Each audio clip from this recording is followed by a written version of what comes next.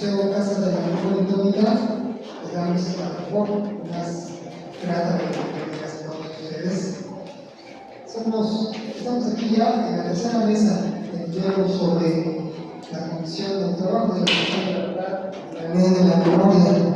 Esto ya nos ha traído pues, una buena experiencia a través de las mesas anteriores que hemos estado trabajando con expertos académicos, políticos y pues en toca la parte de los colectivos.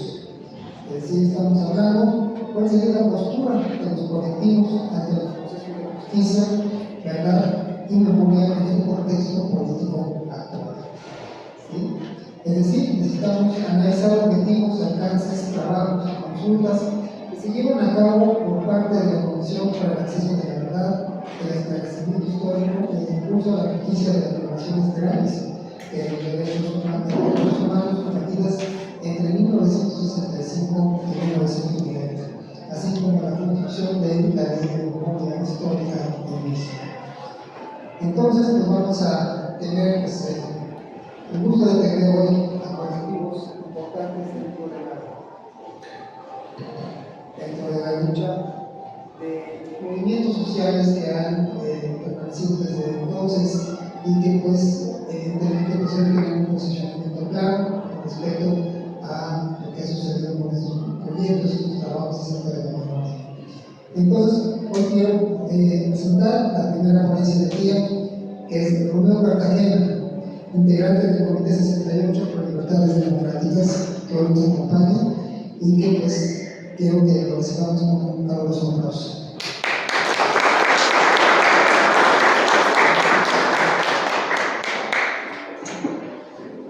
Gracias, Carlos, por la invitación.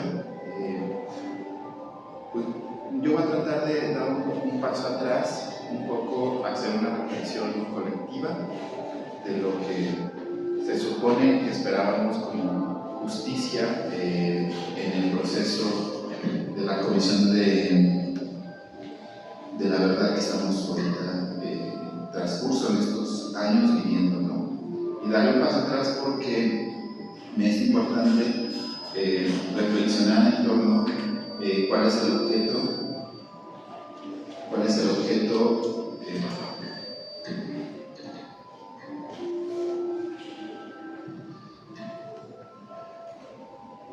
¿Cuál es el objeto de esta comisión y quiénes realmente están en el centro de la atención de los trabajos de todos los mecanismos que conforman esta comisión? Daré lectura un poco para ser más rápido aquí y también para no comerme más tiempo y poder entrar en lo que creo que es más importante, que sea un diálogo entre todas y todos. Esta es una reflexión muy sencilla que hice en estos días. Se llama De luchadores revolucionarios a mártires y víctimas. La colocación de una placa con el nombre de Raúl Álvarez Galín, seguida de la leyenda Mártires del 68, es un horrible desacierto que amerita que se demande su corrección. Raúl fue luchador y un gran dirigente político, no fue un mártir. Él y todos los protagonistas del movimiento del 68 deben ser reivindicados por los méritos ejemplares que los caracterizaron. Los mártires son personas que padecen con resignación el sacrificio, los sufrimientos e injusticias por una causa casi siempre religiosa. La imagen de los militantes del movimiento del 68 no corresponde a la de los mártires. Ellos fueron luchadores con ánimo combativo de actuar en esa coyuntura que se ha definido como el parteaguas de la historia contemporánea de México. La connotación de la palabra mártir, al igual que la palabra víctima, diluye hasta casi hacer desaparecer el momento que define a quienes por rebeldía se organizaron no solo en el 68, sino también durante la Guerra Sucia y militaron para combatir la situación que les tocó vivir, independientemente de las diferencias que hayan tenido entre ellos en cuanto a las vías, los medios, las estrategias y las tácticas. A todos los podemos caracterizar como luchadores revolucionarios, y esta es la característica común que los define sin distinción y los hizo objeto de los ataques represivos. No fueron agredidos por casualidad, les tocó encontrarse con gobernantes, militares o policías que por puro gusto dieron rienda suelta al instinto sádico, sino porque en el marco de la Guerra Fría el gobierno mexicano se alineó a la Coordinación Internacional Anticomunista.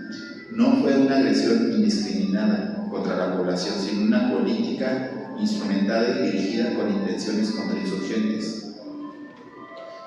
Nombrémoslos como quisieran ser recordados.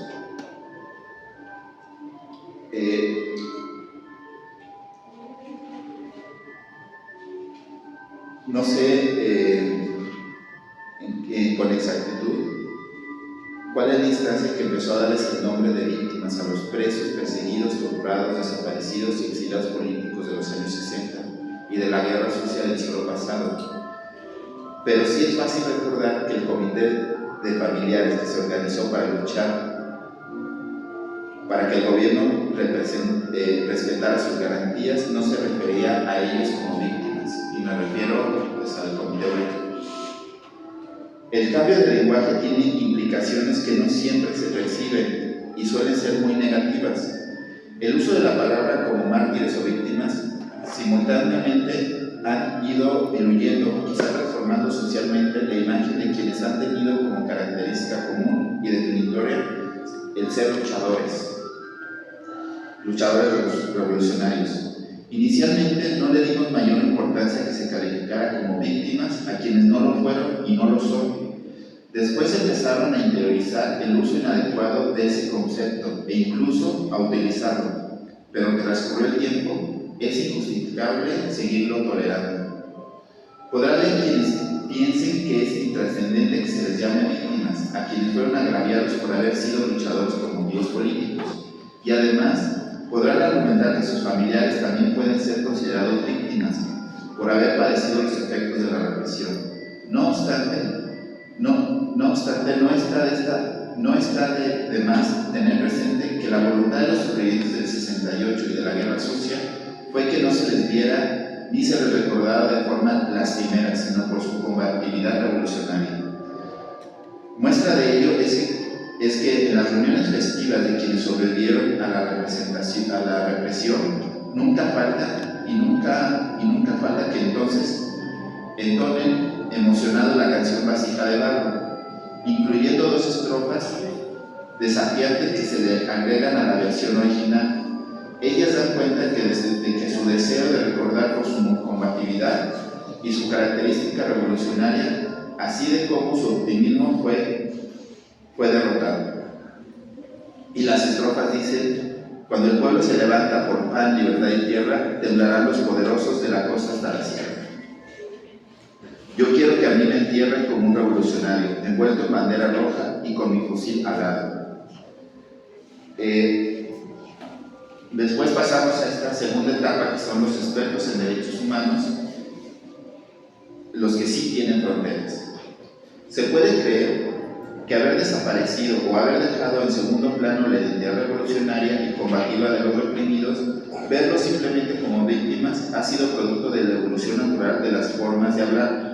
También se puede suponer lo contrario, es decir, que ese cambio se ha impulsado con las intenciones deliberadamente de hacer sentir a los agraviados como simples receptores de la violencia de los gobernantes. Independientemente del por qué cambió la terminología, el hecho es que la connotación de que tiene la palabra víctima condiciona psicológicamente a que en quienes así se asumen desarrollen sentimientos autocompasivos. En consecuencia, con ese sentimiento vayan a dar una creciente atención a las demandas de reparación del daño, lo que puede generar disputas internas en las organizaciones por los montos de los recursos. Pienso que es posible defenderse bajo los lineamientos de personas y organizaciones expertas en derechos humanos, preparadas académicamente, entre comillas, los más altos estándares del derecho internacional. Estas personas y organizaciones pueden convertirse en sus defensoras, representantes o al menos en consejeras y acompañantes, en tanto que los defendidos los van dejando la iniciativa en las manos de estas, entre comillas, expertos en derechos humanos. De antemano sabemos que los defensores documentan más hechos represivos semejantes a los que ya conocimos. Con ello, confirman una vez más la vocación sádica de las políticas que causaron graves perjuicios y violaciones a la legalidad y a los derechos humanos, motivo por el cual recomendarán u obligarán a los nuevos funcionarios gobernantes a que 1. Pidan perdón a sus defendidos en nombre del Estado. 2. Les paguen, entre comillas, las reparaciones del daño. Además, los defensores presionarán para que se abran procesos de justicia transicional. Se crean instancias multinacionales paralelas de gobiernos para que investiguen e impartan justicia, semejante a todas las convenciones internacionales en otros países. Pongo como ejemplo la Comisión Internacional contra la Impunidad en Guatemala.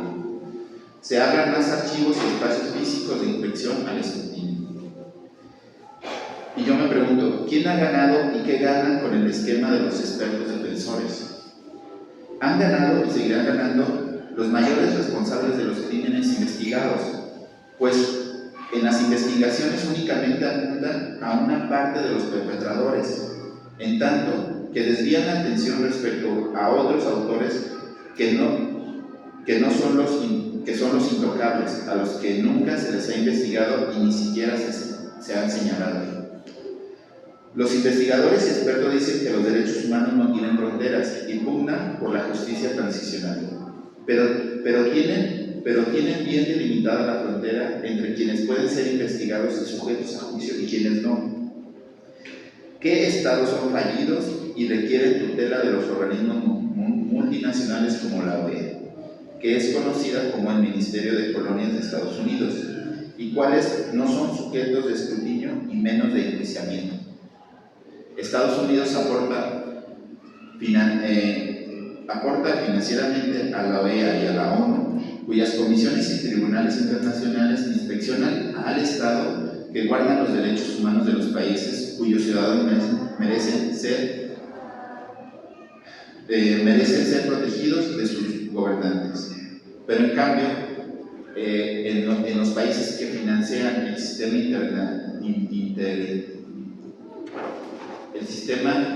internacional que conforma la CID, la Corte, pues no investigan a los países que los financian, ¿no? Eso es como una reflexión que nos hace pensar que lo que estamos viendo ante la Comisión de la Verdad, pues lo hemos dicho en otros foros, en otros espacios, es como una ley punto final, ¿no? Para los que recuerdan la ley de punto final en Argentina, era el indulto y el perdón a los militares, ¿no? Pero ahora la estamos viviendo del final, o sea, como si viéramos una película al revés, ¿no? Un rewind de la película, ¿no? Entonces, en vez de terminar en juicios, vamos a terminar con esta Comisión de la Verdad en una ley de punto final, ¿no? Eso en general sería pues, mi participación. La dejo hasta aquí para poder tener un diálogo con todas y todos y dar la palabra también a mis compañeros. Muchas gracias, Romeo, muchas gracias por tu participación. Sí, vamos a abrir un poco el espectro de preguntas que se van a hacer al respecto. Sobre todo las preguntas que nosotros nos hemos planteado, ¿no? Y que hacemos pues, en conjunto a algunas ponencias, sería ¿cuál ha sido el papel de los familiares para ejercer y hacer valer sus testimonios ante la Comisión de la Verdad, ¿no? ¿Cuál ha sido el papel? ¿Cómo se puede evitar la revictimización frente a los trabajos de justicia, verdad y memoria? ¿Y cuáles creen que son los alcances de la actual Comisión de la Verdad, ¿no? Vamos a ponerlo así para que se pueda ir probando un poco los cuestionamientos sobre esta mesa. Entonces vamos a darle la palabra ahora a otro colectivo, que es la Casa de Todas y Todos, en voz de Sebastián Viera, que le damos también la mejor bienvenida.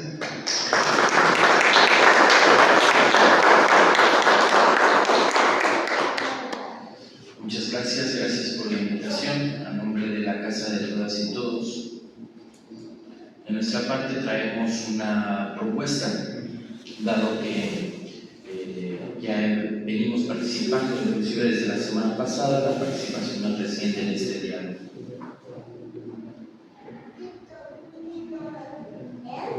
Con base en lo que ya presentamos en el diálogo la semana pasada y acordes a nuestra posición que considera que son las organizaciones, junto con las y los familiares de las personas desaparecidas por causas políticas, quienes debemos habilitar los espacios históricos de la memoria, queremos proponer lo siguiente.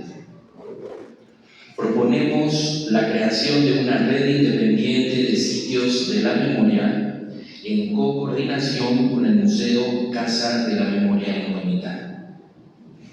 Esta red independiente de coordinación tendrá sus propios mecanismos de trabajo, representación, intercambio y colaboración mutua con aquellas y aquellos que deseen, desde la perspectiva crítica y el ser sujetos colectivos de la memoria revolucionaria, sostener e impulsar acciones y acuerdos que permitan conocimientos profundos de lo sucedido, de la verdad a lo largo de la historia, que impulsemos debates y acciones sobre los puntos nodales de acuerdo.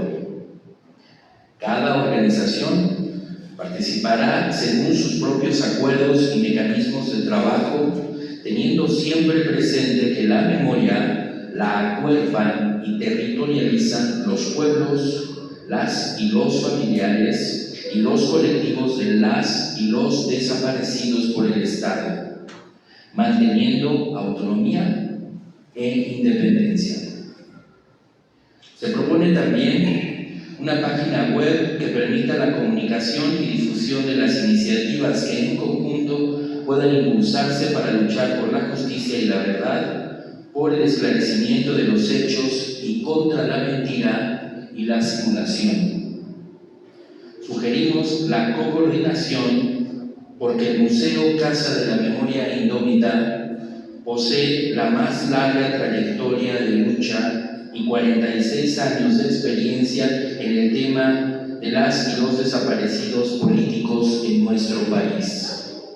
Así que nosotras y nosotros, como Casa de Todas y Todos, participaríamos como un sitio más, con trabajos en diferentes zonas del país y con la sólida voluntad de ser y hacernos compañeros en la lucha con aquellas organizaciones que decidan acompañarnos. Porque vivos se los llevaron, vivos los queremos. Casa de Todas y Todos, vivir por la patria o morir por la libertad, junio de 2023. Gracias.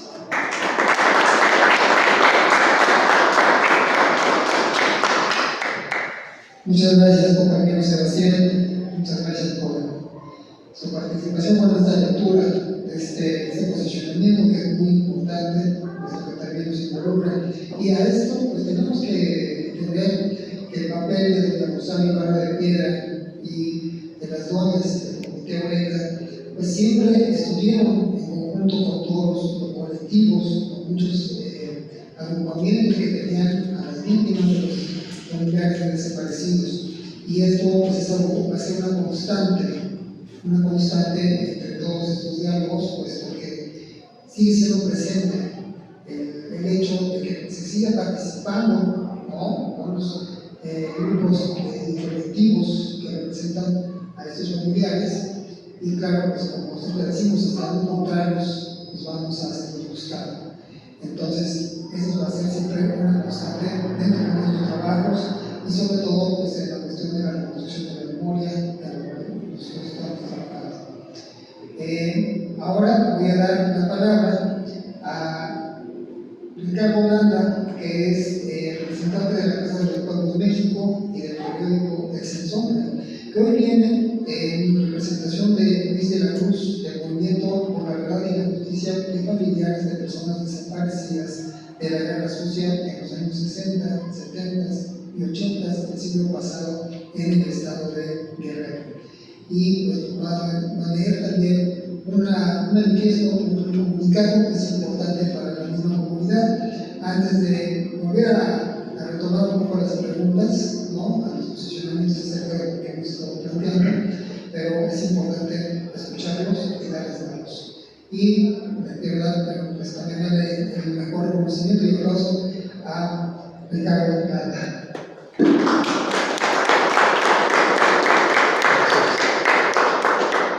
Estoy aquí en una situación de emergencia.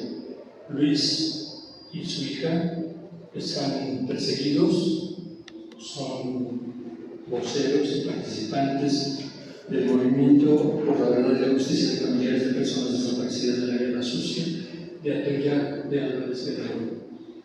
Los compañeros, con 60 familiares, con los documentos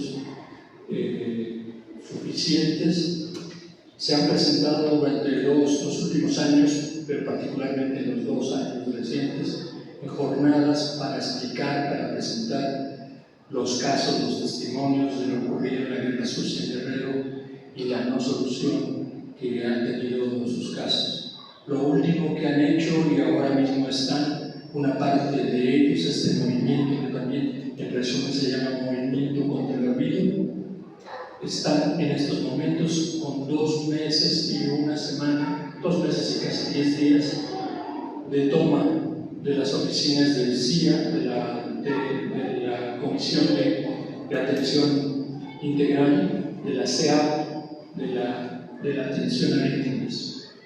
Están ahí tomándolos porque no han recibido respuesta. Quiero hacer un pequeño paréntesis para que un poco se ubiquen algunas cuestiones y también para que se enlace con el tema que está acá.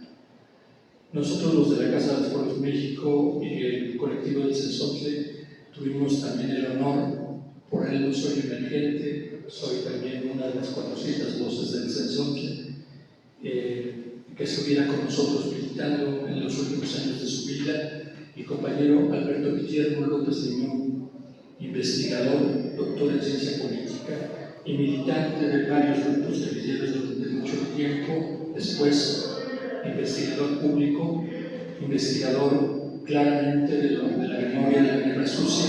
Por cierto, palabras, Guerra Sucia para nosotros no existe, es la guerra contra el pueblo, la guerra al pueblo inerme, eso es lo que es.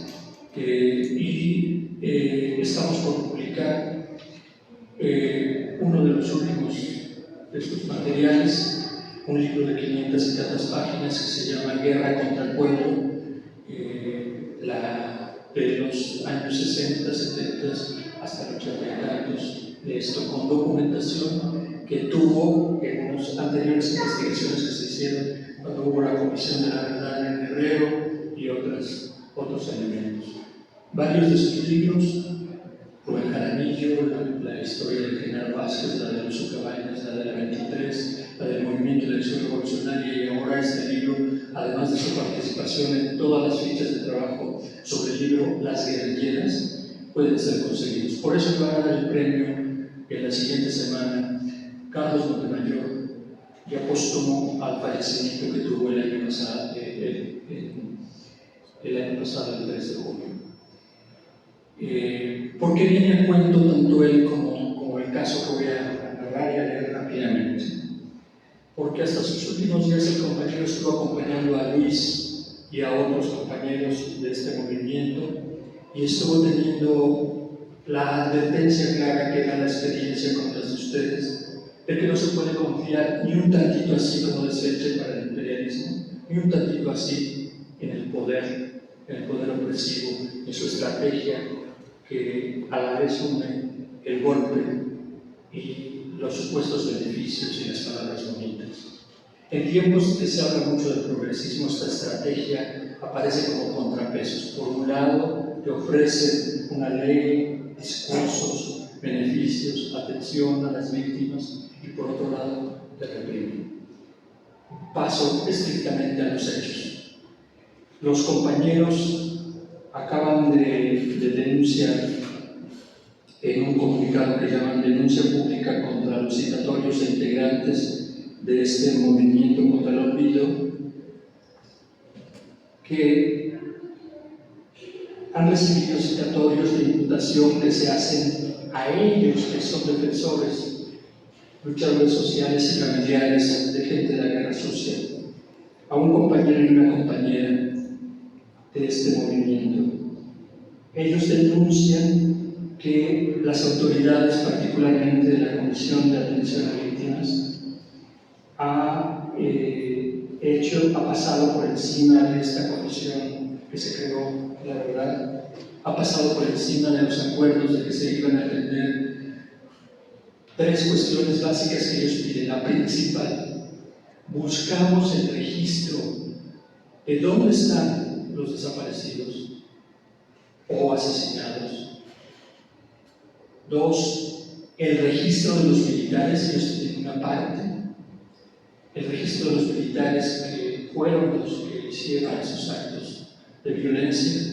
Y tres, los elementos que van hacia lo que se llama tradicionalmente reparación del daño, y particularmente la ayuda, dice, el reconocimiento de que tienen necesidades incluso de alimentación, familias que lo perdieron todo. Ellos dicen también que estaban muy claros que lo han perdido todo hasta que perdieron el miedo, y por eso en sus dos jornadas hicieron lo siguiente. Primero, cerraron y bloquearon en la sierra de Atoyac las carreteras, fueron hacia los cuarteles, exigieron la entrada, llamaron a las autoridades. Después de varios días mandó la Secretaría de Gobernación, la Oficina de Vecinas y otros, alguna gente, hicieron promesas, las mismas que ya había hecho el presidente, de que se iban a atender los casos, pero no hubo nada. Pasó el tiempo, hicieron una siguiente movilización junto con otros colectivos hacia ahora el cuartel de Chilpancingo, de los batallones estos represivos, los mismos que han participado en el caso de Ayotzinapa y en tantos más, y estuvieron ahí también haciendo fuerza. No hubo respuesta, y este año vinieron a varias cuestiones. Fueron ellos los que aparecen ahí en los videos que ustedes vieron, que se levantaron con los carteles, con los nombres de los militares, indicándolos, por lo menos de los que ellos conocían, aquellos que no pueden ser colocados en una estela de reconocimiento como planteó el presidente, para militares que supuestamente murieron como si fueran héroes, esos asesinos del pueblo. Ellos fueron los que ahí en el campo militar número 1 exigieron verdad y justicia. Después tuvieron que organizar, dado que de nuevo no hubo ninguna respuesta, acuerdos incluso firmados en la Secretaría de Gobernación de que se les atendería, de que les abrirían los registros, y vinieron. Uno, hicieron un plantón frente a la Secretaría de Defensa Nacional del Campo Militar número 1. Dos, hicieron presencia en la Secretaría de Gobernación. Tres, fueron, cuando no les hacían caso, al tercer o cuarto día, a bloquear las entradas del aeropuerto, y ahí sí llegaron a ofrecerles atención. Cuando fueron a ofrecerles atención los de SEAP y firmar cuestiones, ya no aparecieron los responsables. La encargada, directora de esto, Yuridia Rodríguez Estrada, pasó de no cumplirles, de no hacerles caso, a estar incluso presionando bajo varias formas, y los convirtió de alguien no escuchado a alguien atacado. Cuando esto ocurrió ahí en las oficinas que están en el eje 6 de Ángel Plaza, del CEAO, los compañeros decidieron como colectivo tomar las instalaciones hasta este momento, desde hace 2 meses y 10 días. Ante esto, han sido imputados por delitos, pero les llegan los avisos en correos electrónicos, o sea, no directamente. 2, descubren que llegan avisados de X asuntos y de que por delitos que se tienen que presentar a la fecha del martes anterior a la primera audiencia, pero no les dicen cuáles, de ninguna manera les dicen cuáles son. 3, no trae el sello, raramente, de la Fiscalía los comunicados. 4, a la vez mandan gente y empiezan a hablar aquí y en Guerrero con familiares de estos para intentar dividir, y empiezan a decir que les van a resolver por separado a las personas. Hago un paréntesis con el cual voy cerrando. Decía yo que hay una estrategia para todo, pero particularmente en el asunto de las víctimas, es esta estrategia que algunos los periódicos llaman de doble moral. Pero aquí no se trata de un asunto personal, se trata de una estrategia sistemática que une el pan y el palo, que une el palo y la zanahoria, que ofrecen algunas alternativas, pero al mismo tiempo ofrecen la represión. Pero ahora agregan fundamentalmente un hecho: fragmentar, dividir. Y tienen en sus papeles como procedimiento algo que ha repetido el presidente y que de ninguna manera es real y que dice que es para evitar la corrupción. Desconocer a las organizaciones, a los colectivos y a los movimientos en los que se agrupan, organizan desde hace décadas las víctimas de la represión, como es el caso del movimiento contra el olvido. Contra ellos van y escogen nada menos que a los que han funcionado en algunas conferencias aquí mismo como voceros y los persiguen. Todavía más empiezan a tratar de dividirlos y hablar en su contra. Pero ¿qué hacen además la comisión que se ha formado? Algunos en persona, ahora que ha sucedido esto, y ante un comunicado que ahorita les ha pasado a la compañera, por si lo quieren firmar, de solidaridad, han firmado. Es el caso de Abel Barrera, que ha firmado como Tlachinola, no como comisión. Pero la comisión, durante todo este tiempo, no dio atención. Tampoco la Comisión Nacional de Derechos Humanos. Al principio de la primera jornada dieron alguna atención y apoyo para los traslados y otras cuestiones. Pero ahora aquí, dentro de estos 2 meses, 3 personas que son de edades grandes, porque son gente que hace más de 50 años vivió esto, o eran hijos o esposas o viudas de los desaparecidos, etc. 2 se fueron con enfermedades, una en silla de ruedas, otra con problemas respiratorios, pasó a hospitalización allá en Guerrero, y otro aquí se enfermó y tuvo que ser operado de cuestiones cardíacas, con cateterización, etc. Pero por atención nuestra. Y la Comisión Nacional de Derechos Humanos supo de esto, pero ya no hubo la mediación y la atención que se había dado al principio. Y ahora que han sido imputados compañeros y que otros 2 compañeros han recibido también rarísimos en su correo avisos, pero que no vienen indicando claramente que están imputados también, pero sí también les avisan que están a la vista, los mencionan, los amenazan, los amedrentan. Ahora, todo lo que se ha sacado de esta persona que es de la Comisión de Derechos Humanos, ¿cómo se llama? Estrada o algo en su Fernando Estrada, Francisco Estrada, lo único que les contestan nuestros compañeros que hoy no pueden estar acá y que se disculpan ante ustedes, es no venir a decir directamente a ellos, sino otra de las tantas voces que puede haber solidaria en el camino, como somos nosotros. Les dijeron: qué pena. Ese fue todo el aviso que les dieron. Qué pena. Qué pena dan los de un poder que no tiene cara para cumplir sus acuerdos, que en verdad no tiene siquiera, y ellos lo han denunciado, recursos para atender ni siquiera la comisión de investigación, de la cual renunciaron ya 2 abogados, porque ni siquiera eran capaces de pagarle los emolumentos a los investigadores especiales de esto. Entonces, qué pena, pero los compas, más que pena, tienen el coraje, la rabia digna, porque ahora el objetivo principal, y esto es lo que dijo Luis en la última platicada, por lo cual vine a esto, el punto central es que ellos van a defender la unidad como movimiento de familiares de las víctimas.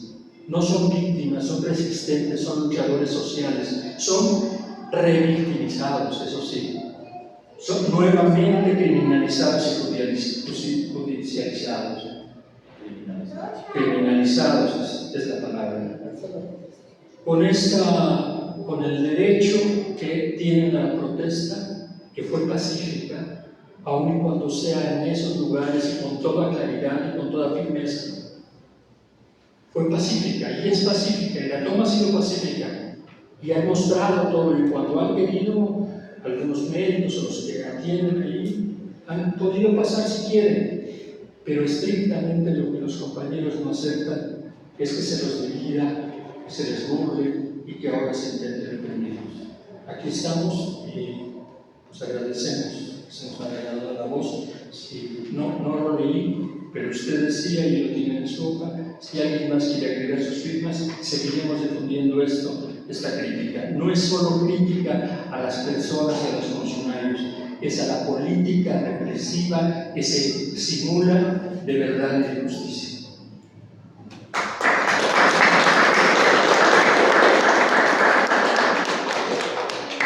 Muchas gracias, Ricardo. Muchas gracias por esta participación. Pues vamos a seguir continuando. Si tienen ustedes alguna cuestión aquí con sus componentes, antes de pasar a ok. Bueno, entonces vamos a pasar a las preguntas del público, ¿sí? Sobre este tema. Quien quiera participar, el micrófono está aquí.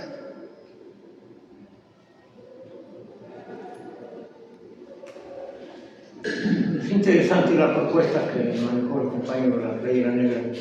Yo preguntaría qué ejes principales podrían ser mencionados aquí para esa coordinación que se propone, o sea, qué puntos concretos llevaría esa coordinación para la cual se propone la sede de esa casa museo.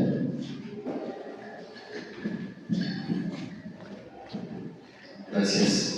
Pues en principio es que cada organización que tenga un espacio de memoria pueda estar planteando sus propias formas de trabajo, su propio caminar, y ese respeto sería fundamental. Es una primera coordenada. Desde luego es fundamental el reconocimiento que estamos haciendo desde la Casa de Todas y Todos a la Casa de la Memoria Indómita. Pensamos que la coordinación, a partir de las experiencias, los aciertos, los tropiezos que ha podido tener a lo largo de 46 años el trabajo de ahora en la Casa de la Memoria Indómita, es fundamental recogerlo. Y bueno, se ha puesto sobre la mesa plantear que claramente esos espacios deben estar protagonizados por las y los familiares de las personas desaparecidas por el Estado, y que muchas veces lo que estamos viendo y lo que estamos escuchando tenemos ejercicios de simulación o de revictimización o de desconocimiento, ¿no? Y de criminalización de las y los luchadores que han entregado su vida por cambiar este país. Entonces el punto de partida creemos que es ese, el reconocimiento al MUCMI, el trabajo coordinado respetando las formas de cada organización que se sumara a esta coordinación, y el protagonismo de las y los familiares de las personas desaparecidas por el Estado, para poner en claro que no estamos de acuerdo con la simulación de ese mismo Estado.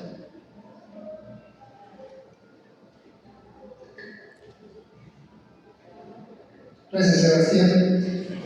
Si me puedes hacer una pregunta por mí, yo quisiera hacer una pregunta aquí también a la mesa. También, ¿cómo se puede evitar esa radicalización ante estos trabajos? Es decir, ¿cómo se puede evitar ante los trabajos de la comisión el hecho de que las víctimas vuelvan a ser revictimizadas y que pues esto también se convierta en un momento dado en un motivo político también, ¿no? Quizá, no sé, bueno, podríamos reflexionar al respecto. Un poco como pensando como Comité 68, quizás hasta más atrás de lo que sería la primera experiencia de lucha personal, que sería la de mis padres directamente. Y es que inmediatamente de que ellos luchaban actuaban como revolucionarios en una organización armada, comunista, ¿no? Claramente con una intención de cambiar un sistema el cual consideraban injusto, ¿no? Fueron duramente reprimidos y perseguidos, torturados, y todos los agravios que muchos de aquí hemos sufrido directo e indirectamente, ¿no? No fue sino la capacidad organizativa de las propias madres de ellos las que los regresó muchas veces a sus casas, que les regresó literalmente la vida, ¿no? Que los arrancaron de las cárceles clandestinas. Y en eso no hay que olvidar nunca el ejemplo organizativo y político de doña Rosario Ibarra, ¿no? Y cómo ella tuvo que nadar en contracorriente, incluso a pesar de los agravios, ¿no? Había gente muy cercana al movimiento del 68. Yo recuerdo mucho el libro de Fuertes el Silencio de Elena Cornetas, cuando le hacen una entrevista y están en la huelga de hambre. Ahí es claro, ¿no? De cómo en ese momento se sumaban más mamás porque ya había otros desaparecidos, o en ese momento, ahí ella registra una mamá que llega y dice: acaban de desaparecer a mi hijo, ¿no? Pero también registra cómo gente que estuvo en el movimiento del 68 y que se pasó a las filas del echeverrismo, iban y le decían: doña Rosario, ya no haga eso, ¿no? Mire, los hace enojar y tal, como si ella no tuviera la razón, ¿no? Y fueron compañeros con nombre y apellido, ¿no? Exactamente lo mismo ahorita, ¿no? Parece que les tenemos que caer bien o darle la razón al Estado, a Gobernación, a estas comisiones, a estos expertos, ¿no? Para que nos hagan caso, como si no fuera un derecho y como si tanto la Fiscalía Especial como esta comisión no la hayamos ganado con lucha, ¿no? Y con principios muy importantes, el de la memoria, ¿no? Por eso es que una ley de memoria no debe que pasar en este país si no antes hay justicia y hay juicios, ¿no? Y hay un reconocimiento pleno a lo que sucedió, ¿no? A las víctimas, entre comillas, y restablecerles sus derechos a lo que son sujetos, ¿no? A lo que decidieron ser en su vida, ¿no? Revolucionarios, ¿no? Militantes, ¿no? Campesinos armados como Lucio. Eso es importante porque esa es nuestra identidad en la realidad mexicana, ¿no? Ahora imagínense que habláramos de esa parte de Villa como vírgenes, pues estaríamos nosotros desdibujando la historia, ¿no? Y no estaríamos dando un mensaje a las nuevas generaciones. ¿Qué podemos hacer? ¿Qué debemos estar haciendo? Es obligar a esta comisión a que ponga en el centro a las organizaciones, ¿no? Y a los familiares, ¿no? En el centro, ¿no? Y que respeten la identidad de cada uno de ellos y de ellos. Porque también resulta que, pero es el sistema interamericano de derechos humanos, es lo que dicta. A ver, rompan todas las organizaciones, individualicen, monetaricen, ¿no? Reparen, como sea. ¿Para qué? Pues para que el caminito de la justicia pues se vuelva, ¿no? Cada vez más lejano, ¿no? Entonces, si tú le preguntas a muchos colectivos, y es real, porque nosotros participamos en una organización de colectivos, es: la justicia no importa. No, pues eso para qué, no los queremos en la cárcel. No es que no es ni siquiera saber si van a parar en la cárcel o no, los represores, son juicios.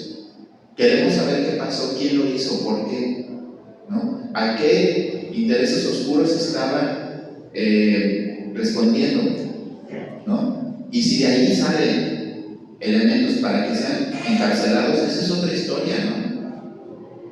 Y yo pongo el ejemplo del 22 de junio del año pasado, ¿no? Los militares tienen plena conciencia de lo que hicieron, plena conciencia, y lo dijo el general en activo, el jefe de las Fuerzas Armadas. Nosotros actuamos porque íbamos a salvar este país, ¿no? lo tiene claro, ahí está, ¿no? Y por segundo, a partir de eso, digamos, expandieron la violencia en el país, porque no solamente las personas que pertenecían a las organizaciones sufrieron esas represiones, sino otras comunidades y otros, incluso ciudadanos, digamos, pues fuera de estas dinámicas, ¿no?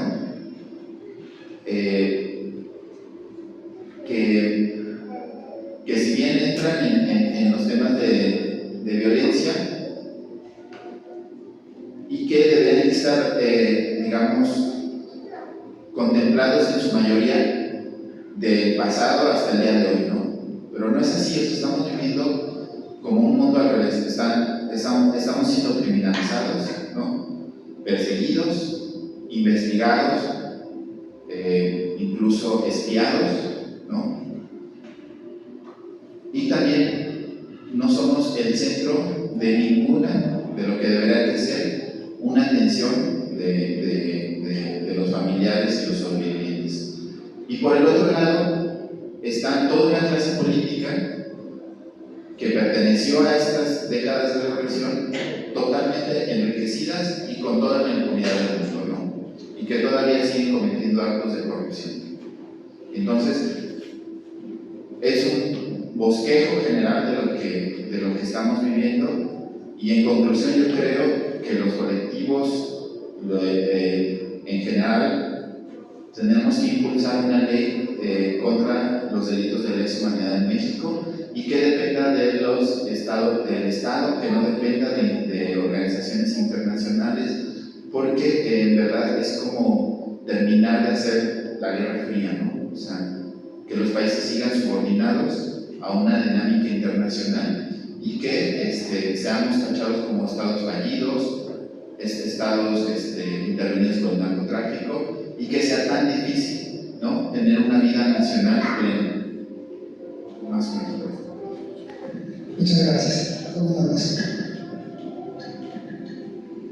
Básicamente de acuerdo en que para luchar contra la revictimización y criminalización de los luchadores sociales, la búsqueda de la verdad y la justicia es nuestra búsqueda.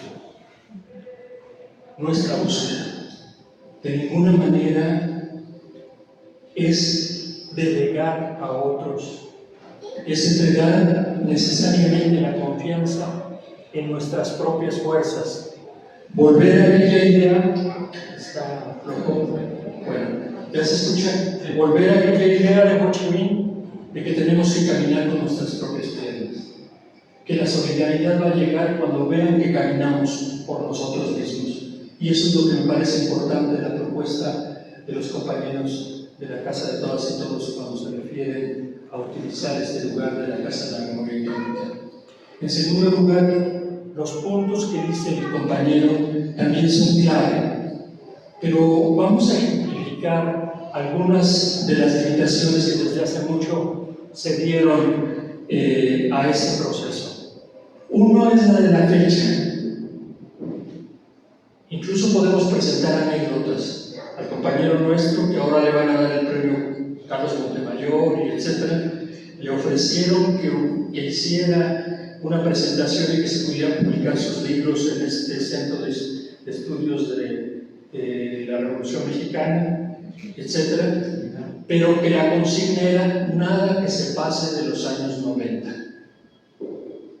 Y es lo mismo que se repite, pero lo que sí pasa, la barrera de los 90, es la represión, son los desaparecidos, son las masacres. Hay algunos problemas con las tres líneas que generalmente se tienen que juntar en la lucha de los pueblos frente a la represión, aparte de la mera que es la autodefensa integral. Uno, la movilización organizada. De esta hacen todo lo posible, como el compa decía y como hemos mostrado con el dato de los compañeros del Movimiento contra el Olvido, que hay que fragmentar y hay que dividir a las organizaciones, hay que etiquetarlas. Entonces, en ese sentido, tratan de que la movilización no tenga una repercusión más allá de lo local y mucho menos internacional. Sin embargo, algunos compañeros y compañeras han roto barreras internacionales.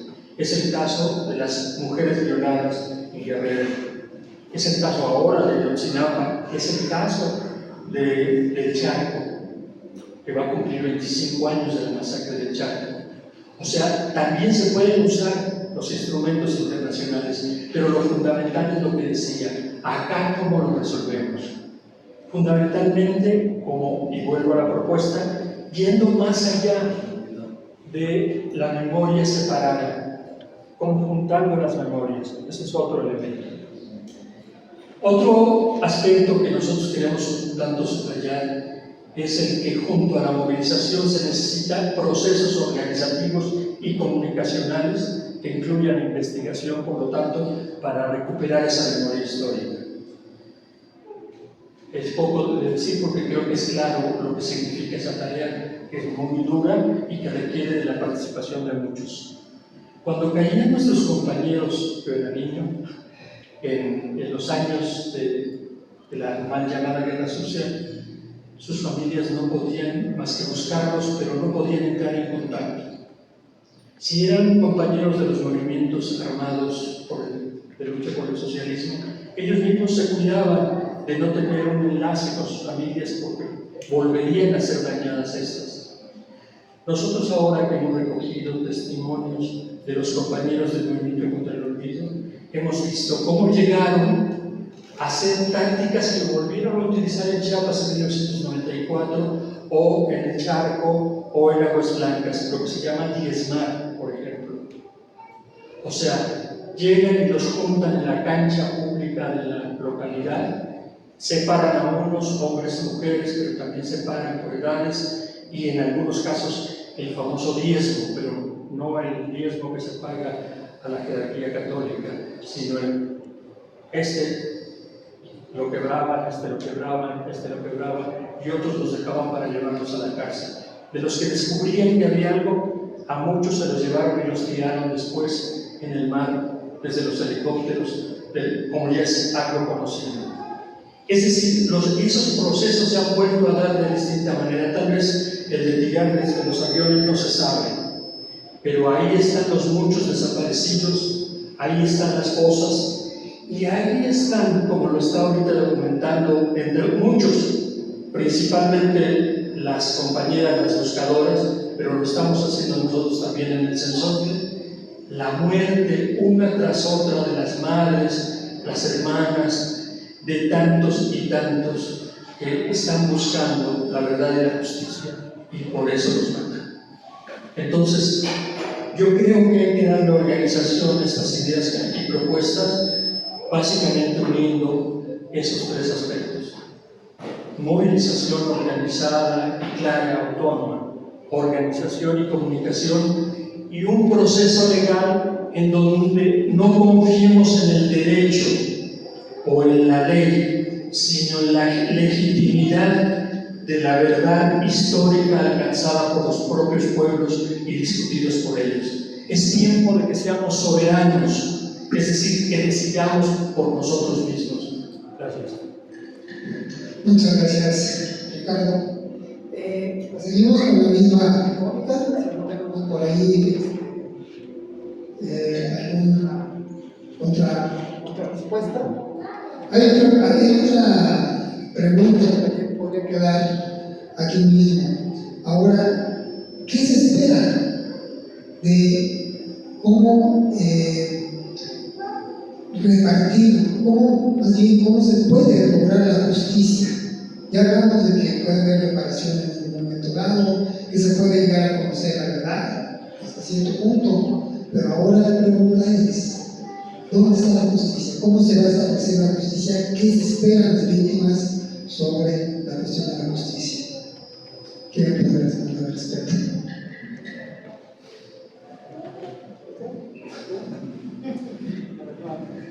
Una de las cuestiones que se está planteando como justicia a los pueblos viene ya por lo menos teniendo 20, 30 años, y se llama el propio las propias comunidades, pueblos y organizaciones, uno, busquen por nosotros mismos los datos, investiguen, los hagan valer, los den a conocer. Dos, el asunto de pensar en impartir la justicia en los propios lugares, porque estamos hablando de los militares, pero hay que hablar también de los paramilitares y de la macrocriminalidad que se ejerce en todo el país contra la gente. Entonces se necesita buscar esta cuestión. Y lo otro, pues apoyar expresiones muy variadas que hay en la policía comunitaria, las guardias en Cherán, los compañeros en las milicias, las comisiones de información. Se necesita esto. La justicia solo va a llegar por la propia mano del pueblo organizado. Yo me abocaría también un poco a la parte organizativa, que es la que hemos estado viviendo prácticamente a partir de los primeros meses después de la masacre del 68, por poner un ejemplo, ¿no? Pero actualmente muchas colectivas y colectivos se siguen organizando y con mucho ingenio y imaginación salen a exigir justicia y a poner, digamos, las exigencias en una tribuna nacional, ¿no? O sea, quizás son muchos los temas, pero pongo el ejemplo, ¿no?, de las comunidades zapatistas recientemente atacadas, ¿no?, que pues parecía algo del pasado, pero se vuelve a repetir y sigue habiendo, digamos, esta cerrazón del Estado para reconocer la conflictividad en el Estado, ¿no?, y la formación de paramilitares auspiciados pues por muchos niveles de gobierno, ¿no? En segunda instancia, creo que, y esta es una reflexión pues, del comité, o sea, sobre todo de cómo hemos hecho una estrategia de lucha, y es sí internacionalizar los casos, pero no darlos a las organizaciones internacionales que estén en manos del financiamiento norteamericano, canadiense, ¿no?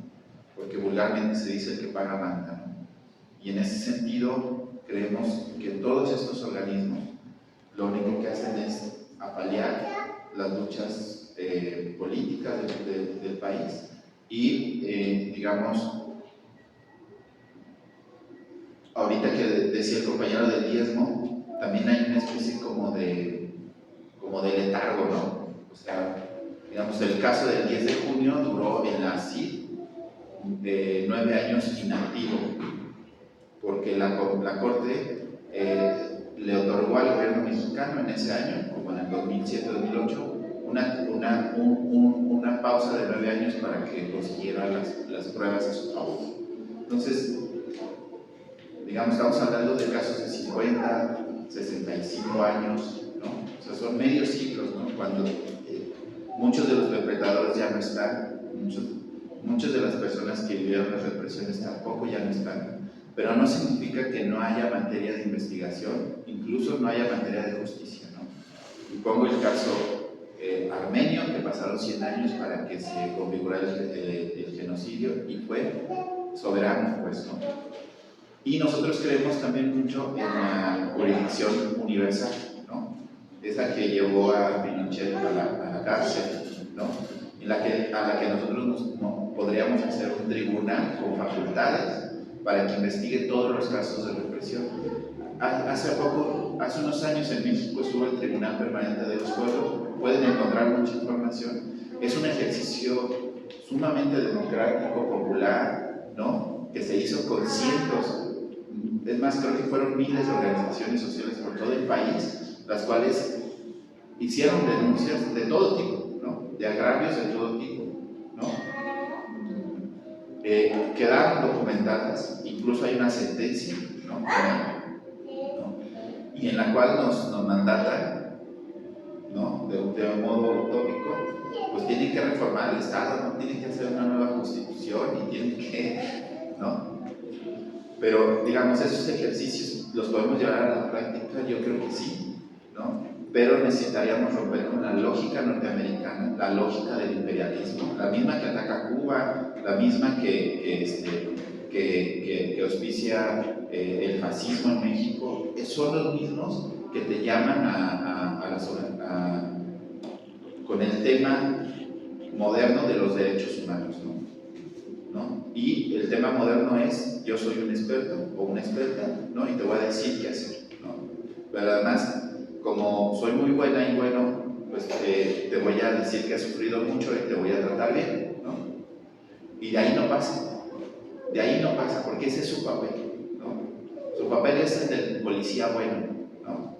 O sea, cuando estabas chavo, y aquí hay varios que sé que los detuvo la policía alguna vez, los detenían y había un policía bueno el que te daba la chinga y el otro que te obligaba a declarar. Exactamente eso es, ¿no?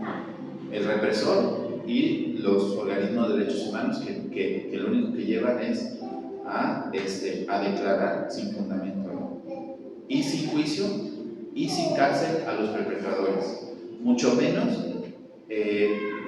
algún sistema que les quite las riquezas, a las enormes riquezas que todos los perpetradores en el país tienen, ¿no? A consecuencia de esa corrupción que les permitió la impunidad con la que actuaban. En el caso de Echeverría, su familia es inmensamente rica, inmensamente, y su riqueza está intacta, ¿no? Podríamos empezar por ahí. Yo creo que sería una reparación del daño a todo el país, quitarle la riqueza a Echeverría, por ejemplo. Digo, si hay alguien aquí que va a llevar el mensaje, que bueno. Muchas gracias, muy de acuerdo, pues. Y yo creo que era una pregunta para los tres, ¿no? Si no tenemos por ahí alguna otra reflexión. Al final, ¿cuáles creen que son los alcances de la actual Comisión Electoral? ¿Qué se espera? ¿Hasta dónde quiere llegar la Comisión? No sabemos si realmente no va a tener tiempo, pero ¿qué se espera? ¿Qué se espera? Vamos a empezar con Sebastián, y sí,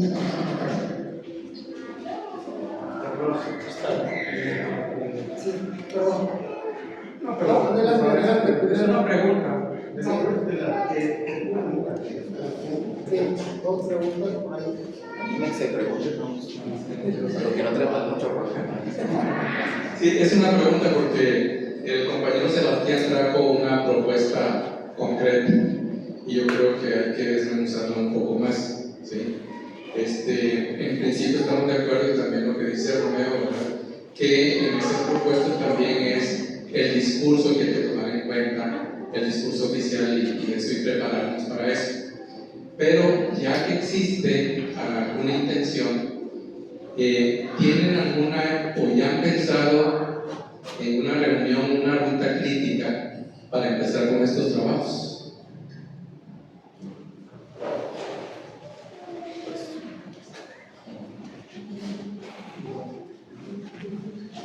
No, aún no. Creemos que el punto de partida es justamente caminar juntos, coordinarnos y a partir de allí estar trazando esa ruta crítica de manera común. Porque pues muchas veces estamos acostumbrados, ¿no?, a que de pronto haya grupos que tiran línea, pero no es la intención de la Casa de Todas y Todos, sino al contrario, respetar el caminar de cada quien y en ese caminar construir de manera colectiva y colaborativa, desde luego. Y pues creo que de alguna manera lo hemos planteado en la mesa de diálogo de la semana pasada y ahora con la propuesta. No podemos esperar mucho, por no decir nada, de la comisión. Si la comisión está en manos del Estado, que por sí solo representa la represión y es parte de su subsistencia dentro de este sistema, no podemos pensar que la comisión que el Estado coordina y que el Estado articula va a poder resolver absolutamente cualquier cosa, nada, en materia de memoria y de justicia y de reparación de daño. Entonces, pues no, yo creo que no esperamos nada de esa comisión. Esperamos, como se ha planteado en esta mesa, esperamos de los otros espacios de memoria, esperamos de los pueblos donde se territorializa el trabajo, esperamos de las organizaciones, de los colectivos, de los familiares, de las personas perseguidas, secuestradas, torturadas, desaparecidas, asesinadas por ese mismo Estado, que con sus comisiones lo que está planteando es un ejercicio de simulación de justicia. Es de ahí de donde esperamos.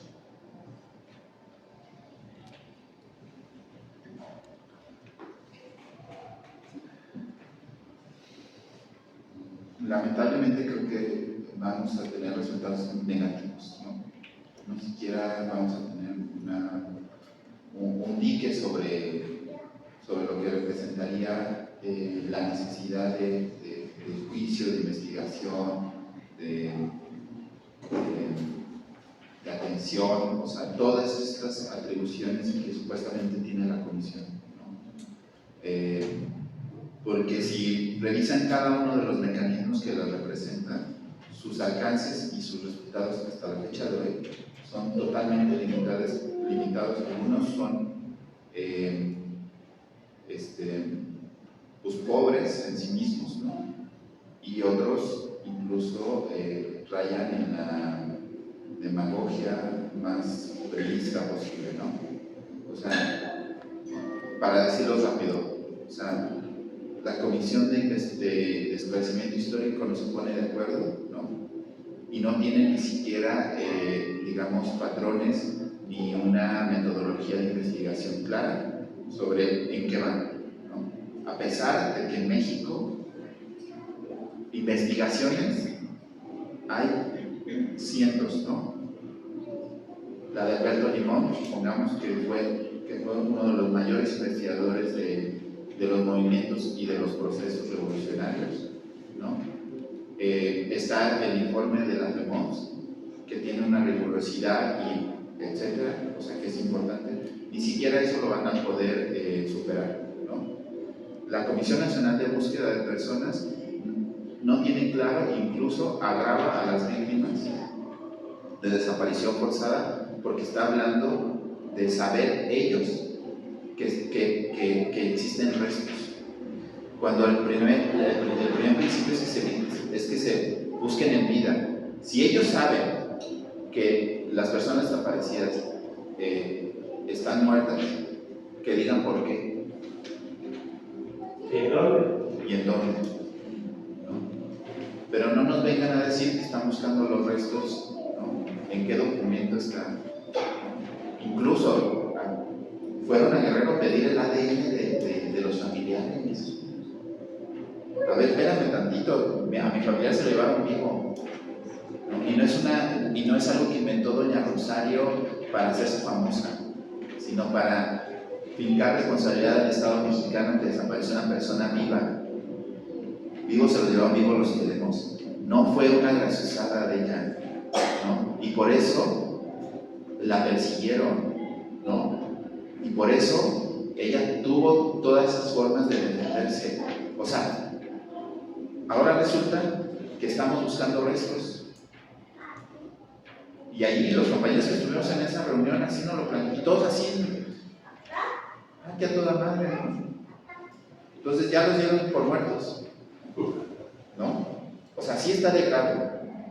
La Comisión de Impulso a la Justicia renunciaron. Sus documentos de ambas partes, de los comisionados como del gobierno, de gobernación, están hablando de dinero, que tú me pagaste, que yo no te pagué. Oye, pues, o sea, en verdad la justicia, ¿no? De los casos más emblemáticos, por decirlo, y que podían dar jurisprudencia para otros casos, están en manos de poquiteros, de personas que están viendo si cobran más o menos. O sea, daba pena, en verdad, los documentos dan pena, los lees y dices, ¿en verdad estás reclamando eso? ¿No? Ya no digamos que se fueron como Juan en su casa, porque no entregaron un informe preliminar, no dijeron qué investigaron ni dónde van el impulso a la justicia o cuál era la estrategia para judicializar otros casos. Nada, no dijeron nada, ¿no? De la Comisión de Atención a Víctimas, pues ya lo dijo el compañero, no hay mejor la incapacidad y la arrogancia llega a demandar a víctimas, a familiares, organizaciones, ¿no? Porque no les gustan las formas.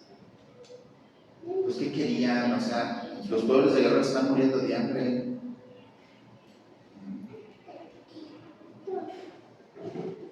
Y nos podemos ir con la lista, si van a ser temas negativos y nos lo van a plantear como, ya les dimos una comisión, ¿no? Ya trabajó, todo el mundo aplaudimos, ya no hay nada que hacer, ¿no? Esa es la peligrosidad, por eso es que nosotros decimos, vamos hacia la ley de punto final, ¿no? Y los únicos que están acumulando impunidad en este país es el ejército. El ejército sigue impune y acumulando poder. Ahí ya no puedo decir hacia dónde vamos, pero en verdad, yo recuerdo las palabras del 22 de junio y me sigue taladrando la cabeza.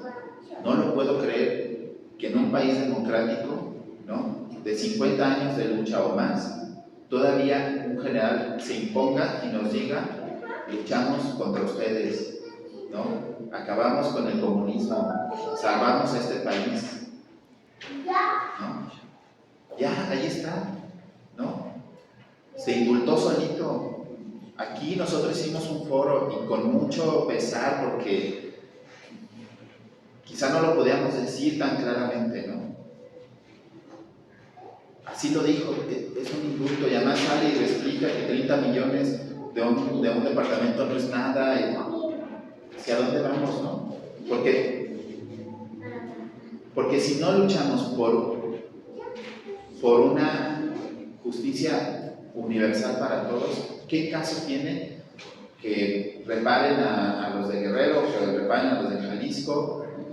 No, o busquen a uno u otro desaparecido. Mientras no haya un consenso general, como el que plantea el compañero, que salga desde la voz de los pueblos, de las organizaciones, ¿no? Pues vamos a dejar la mano en expertos, y esos expertos no son gente que tuvo nomás la oportunidad de estudiar, sino es aquel precepto gringo de que yo los educo para que vayan y me hagan la chamba, ¿no? Es eso, vienen a hacerle el trabajo a los gringos porque lo menos que quieren es que tenga conciencia este pueblo de los agravios cometidos por el imperialismo, ¿no? Y tome partido. Gracias. No, muy bien. Pues solo agregar, porque estoy muy de acuerdo con lo que dicen los compañeros de la mesa, que es evidente, nosotros que conocemos los archivos de alerta de testimonio, que los tenemos, los tenemos, que están muy por atrás de lo que hemos visto que han estado recogiendo. Como bien dice el compañero, no hay método para recabar realmente los trabajos. Hay exposiciones en foros, que no es lo mismo. Nosotros mismos estamos viendo con el método que dejó Alberto, junto con los compañeros del movimiento contra el olvido, estamos recogiendo testimonios uno por uno, pero son, para cada familia, son muchas, son décadas. O sea, ¿qué ocurrió en el momento en el que destruyeron un pueblo, en que quemaron las casas, en que los sacaron, algunos los sacaron de sus lugares, en que se llevaron a sus familias al campo militar o a otros lugares? Solo hemos encontrado 1 o 2 sobrevivientes de todos esos. Y estos sobrevivientes fueron revictimizados, fueron después atacados por el propio Estado. Esta serie de cuestiones ya están dichas. ¿Qué más van a decir sobre eso? Muy poco. Creo que lo que van diciendo ya es lo que vamos a escuchar, por lo menos en los próximos meses.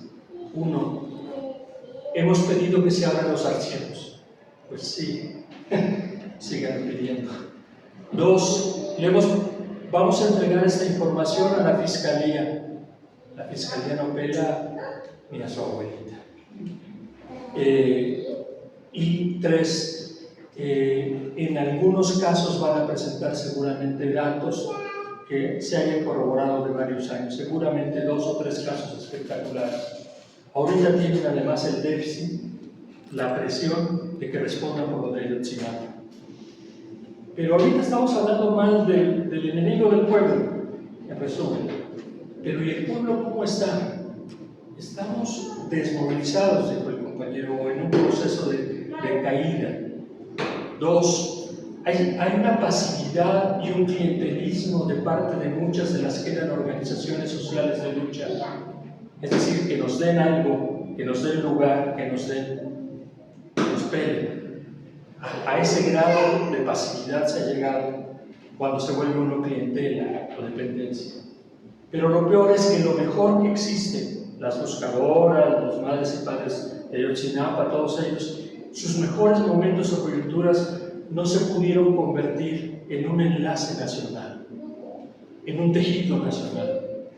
No se han asumido, sí como buscadores, pero no se han asumido comités de lucha por la verdad y la justicia vinculados y en resistencia común. Todo eso falta, pero esa es tarea nuestra. No podemos pedirle al Estado que por favor nos organice en su contra. Esa es tarea nuestra y pues yo creo que hay que comenzar. Muchas gracias, Ricardo. Creo que por ahí había una segunda pregunta por ahí, no sé quién era. Okay. Bueno, pues ya para finalizar esta mesa, bueno, quisiera pues ante todo, pues ahorita comentarle al compañero Sebastián que pues estamos ya entonces en vistas, ¿no?, para hacer una nueva reunión precisamente para crear esta red de sitios de memoria y hacer unas mesas de trabajo que pudieran ser objetivas, ¿no?, para empezar a trabajar. ¿Vale? Hacer solamente el aviso oficial. Muchas gracias. Y bueno, pues para finalizar quiero darle una constancia a cada uno de los participantes. Bueno, a nombre de Luis de la Cruz, que es nuestro compañero que hoy precisamente no está, ¿verdad?, por estas razones emergentes, espero que Ricardo pues Landa nos está recibiendo y le pido un aplauso.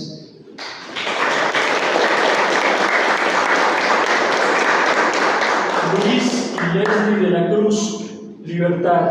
Porque están ahorita perseguidos y se están escondiendo para que no los aprendan y los criminalicen de delitos que no existen. Le vamos a entregar, cuando se pueda, este diploma. Gracias. Claro que sí, no más perseguidos en este país. Y también a nuestro compañero, desde siempre, bien leal aquí en nuestra casa, Romeo Cartagena, por parte del movimiento.